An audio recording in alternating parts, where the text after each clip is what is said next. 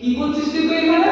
কি রে বিশ্বজিৎ, তোর পায়ে কি হয়েছে? আরে তেমন কিছু না, একটু আগে একটা কুকুর আসতে দিয়েছে। মানে তেমন কিছু না বলছিস? কুকুরের কামড় মানে রেবিসের ঝুঁকি, কি? এটা তুই জানিস? কি বলছিস তুই? শুধু তো আমার একটু রক্ত বেরিয়েছে।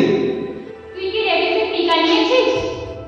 আগে ক্ষতস্থানটা সাবান জল দিয়ে 15 মিনিট ভালোভাবে ধুয়ে নিতে হবে। এতক্ষণ কেন? এখানে বস বলছি।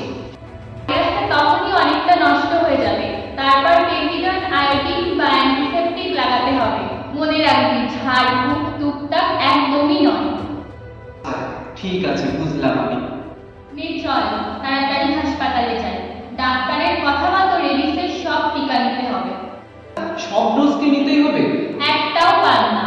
মনে রাখিস, রেবিস হলে বাঁচার উপায় নেই ঠিকই, কিন্তু ঠিকঠাক চিকিৎসায় এর প্রতিরোধ সম্ভব। ভাগ্যিস তোর সাথে দেখা হয়েছিল, তাই আমি এই যাত্রায় বেঁচে গেলাম, নাহলে মস্ত বড় ভুল হতো আমার। আসুন সচেতন হই, অন্যকে সচেতন করি। রেবিস